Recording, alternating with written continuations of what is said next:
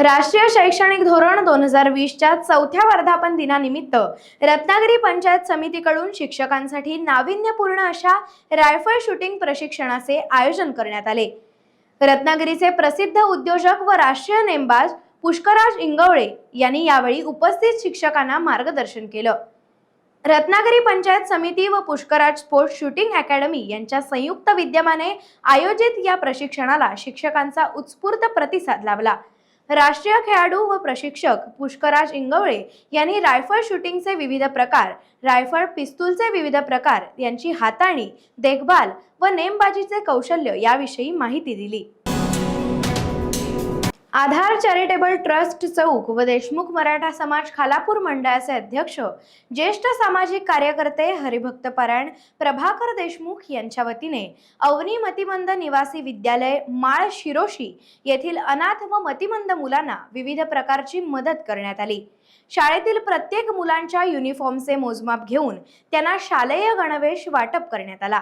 शैक्षणिक साहित्याबरोबर गरजेच्या वस्तू देखील देण्यात आल्या। मुसळधार पावसाने शाळेची मोठी हानी झाली आहे, तिच्या दुरुस्तीचा खर्च देखील दिला।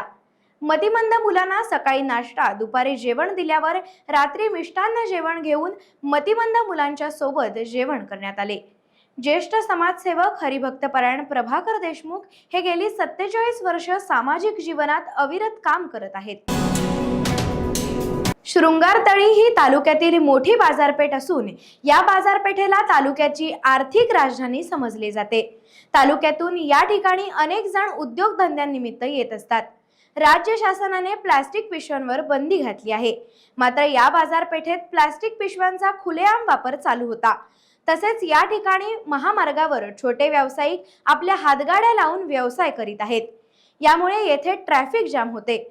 काही दिवसांवर गणेशोत्सव आल्याने याच पार्श्वभूमीवर पाटपन्हाळे ग्रामपंचायतीने बाजारपेठेत धडक देऊन व्यापाऱ्यांना याबाबत समज दिली। 2.5 वर्षाच्या कार्यकाळात सिंधुदुर्ग जिल्ह्यातील प्रश्न सोडवण्यात शिंदे फडणवीस सरकार अपयशी ठरलंय। पालकमंत्री जनता दरबार घेत आहेत, तो निवडणुकीचा एक फक्त फार्स आहे। खरं तर पालकमंत्री गेले 2.5 वर्ष आहेत आणि या आधीच्या पालकमंत्री आणि 2.5 वर्ष असलेल्या पालकमंत्री रवींद्र चव्हाण यांनी जनतेच्या प्रश्नाकडे बघितलं नाहीत, म्हणून अनेक प्रश्न आज जिल्ह्यामध्ये निर्माण झालेले आहेत। खरं तर एक त्यांना मान्य होईल की ते कोकणचे नेते आता आहेत, जे कोकणचे भाग्यविधाते म्हणून स्वतःला नारायणांनी समजत होते, ते आता भाग्यविधाते राहून रवींद्र चव्हाण भाग्यविधाते भाजपने तयार केले आहेत, ही एक गोष्ट सोडली।